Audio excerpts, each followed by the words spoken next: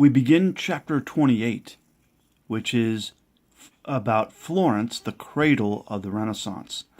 And Florence is located on the Arno River, north of central Italy, and it's called the cradle of the Renaissance. And it happened between 1300 and 1600. Some of the greatest artists and thinkers of the Renaissance resided there. Florence was the banking center of Europe during the Renaissance. People would come to what they called the Mercato Nuovo, which is the new market, to trade their coins for florins, which are gold coins of Florence. Florence's wealth helped make it a leading cultural center of the Renaissance. Section 2, the city of Florence.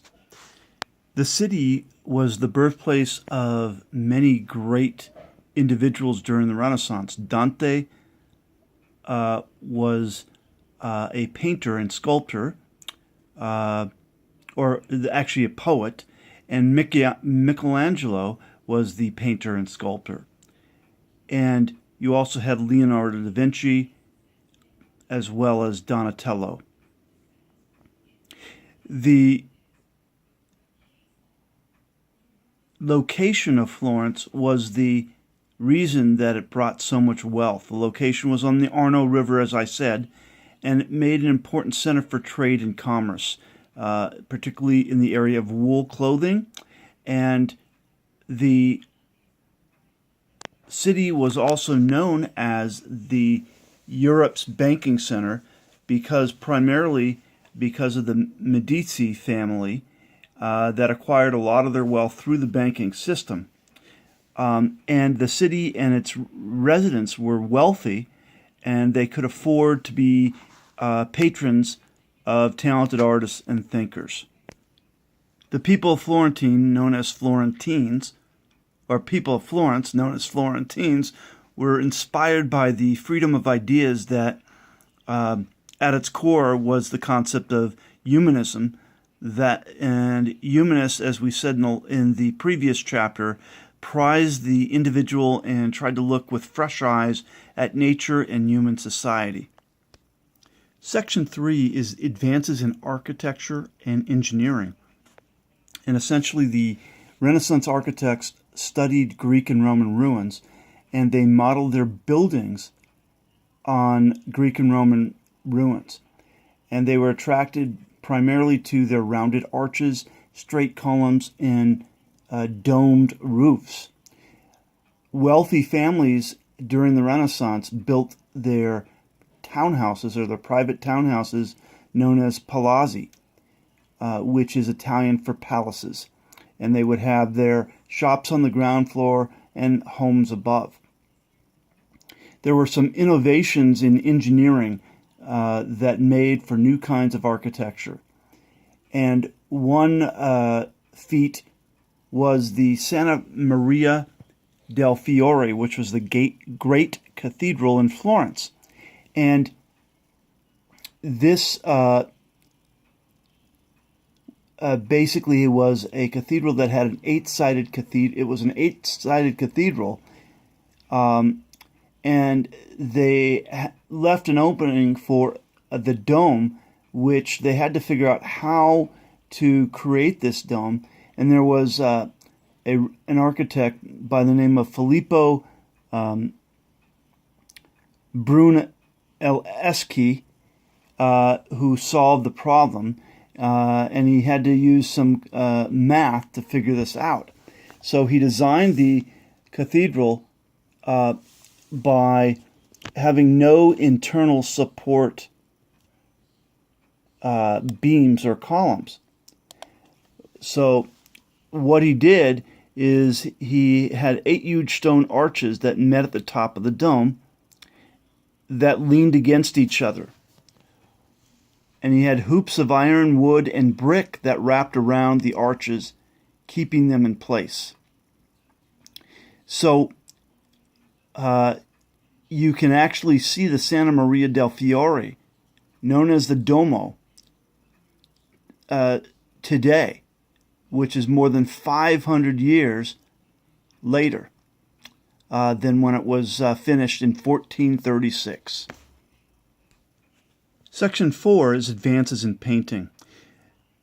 The Medici banking family of Florence spent a large amount of money on their fine palaces, paintings, and statues, and they would take their palaces and fill them with works of art, and they would create opportunities for many great painters who made a number of advances in style and technique.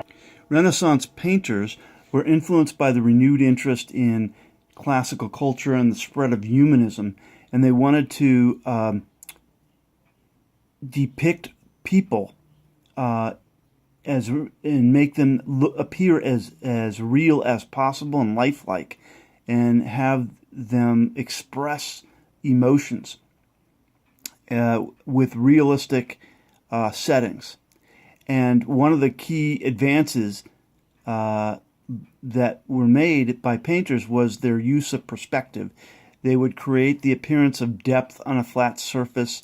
They would make an object bigger to appear closer, or smaller if they wanted to appear further away. But they also used science and math. There was a Florentine artist by the name of Massio who used geometry to determine how to divide the space in a painting to make scenes appear more lifelike. And some artists even studied anatomy, so they studied how the body, human body would move, and to make them more realistic and lifelike as well. And Renaissance science gave painters oil-based paints, which are new materials. And so this type of paint was thicker and dried slower than the older egg-based paint. So artists did not have to work as quickly. Section 5, advances in sculpture. Just like the painters made advances, the sculptors did too. For the first time since the days of the ancient Greece and Rome, sculptors made freestanding statues that could be viewed on all sides. And the whole point with this is it symbolized the humanist ideas of nature, realism, and the importance of the individual.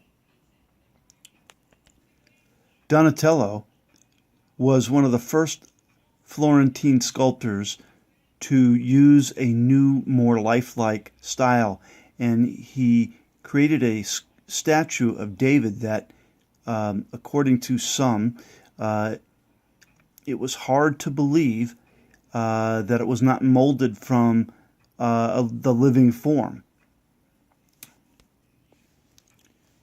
Donatello impacted Michelangelo, who was another great artist of the Renaissance, and he is known for his painting and sculpture.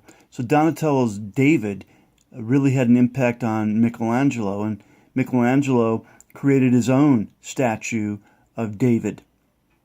And in fact, the Michelangelo's David stands about 17 feet, and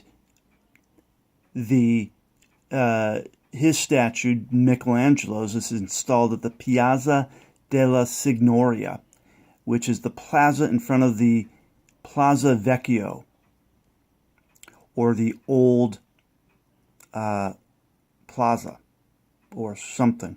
I can't remember what Plaza Vecchio means. So sorry. Section 6 is advances in literature.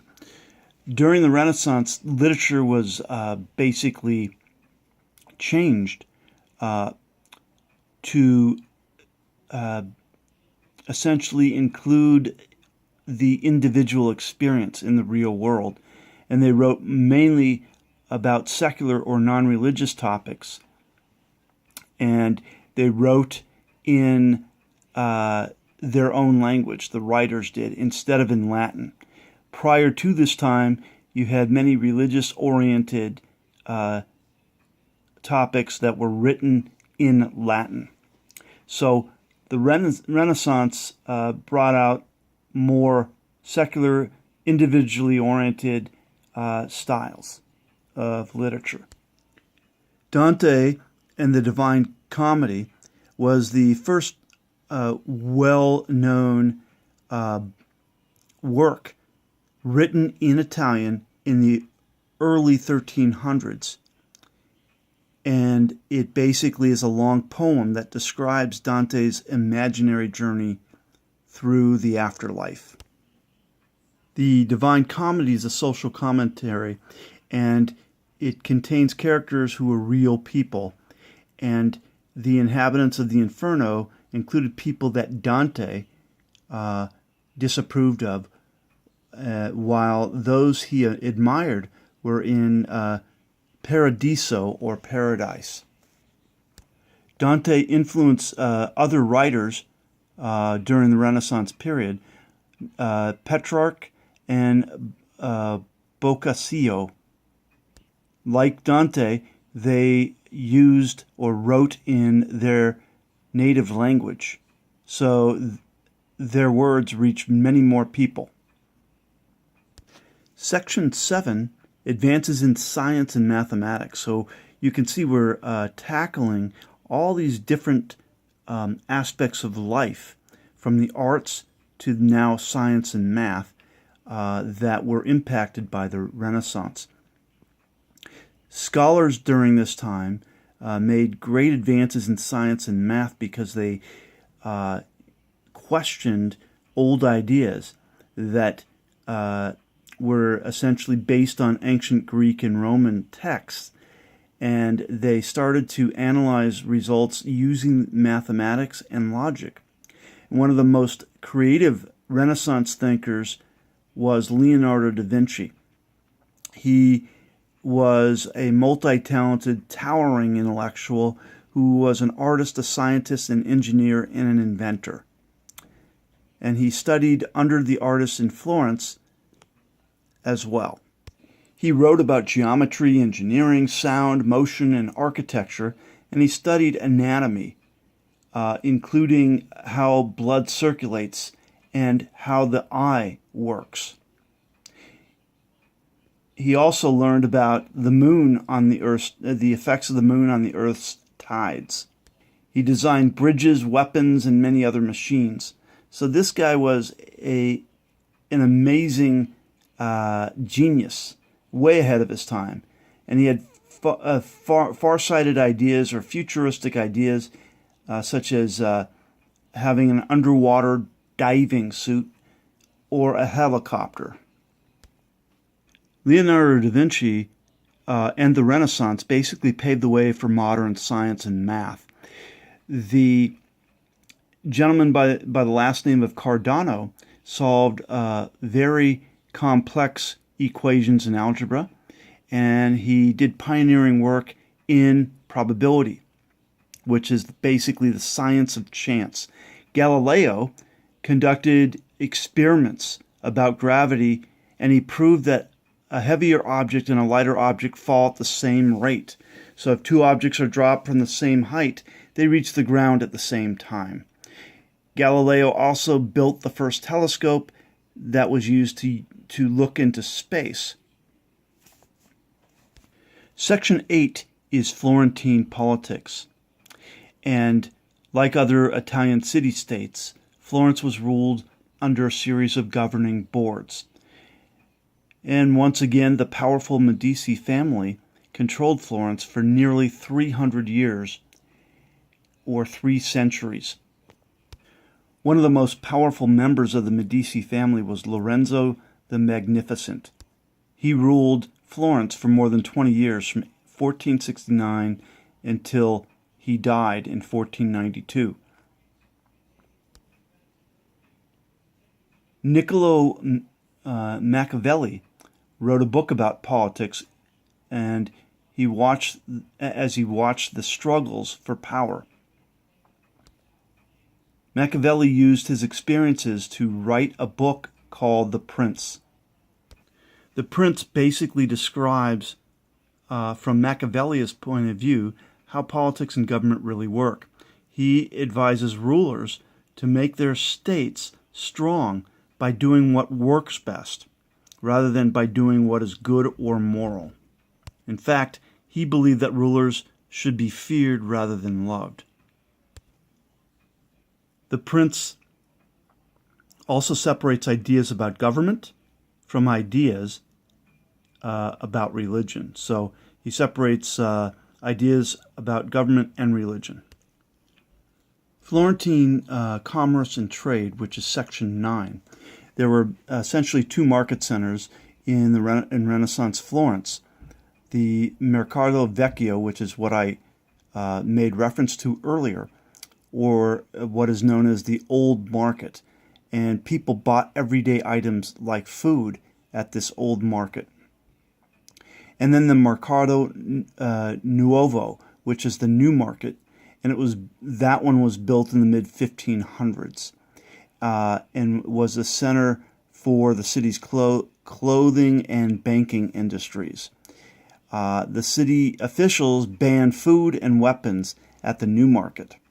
They wanted it to be clean and orderly to show that commerce was heavily valued in Florence. And the Mercato Nuovo became one of the largest financial marketplaces in Europe. We finally reached the summary.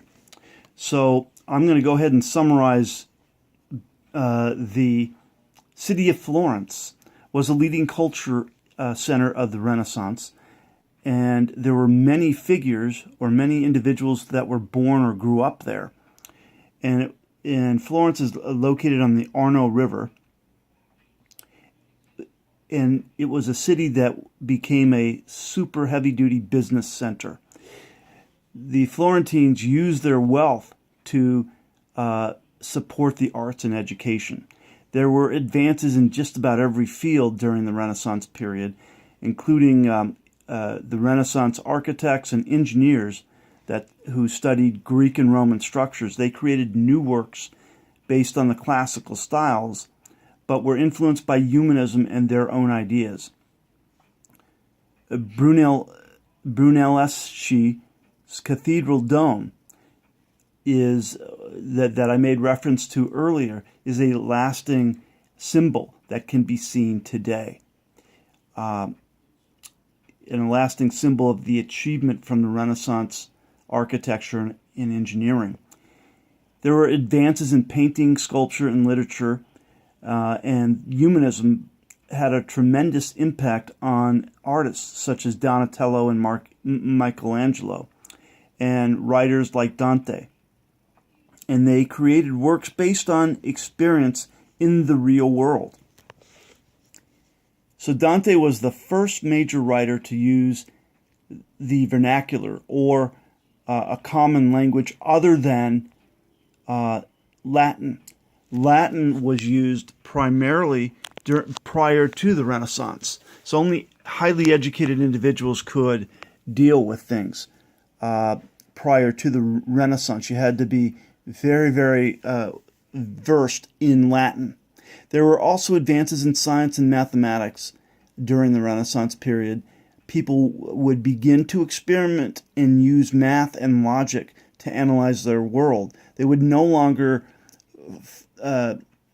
believe what they were taught from before. They needed to experiment and use their own logic and educational backgrounds, math and so forth as well. So there were figures or people like Leonardo da Vinci and Galileo who emphasized direct observation that paved the way for modern scientific methods.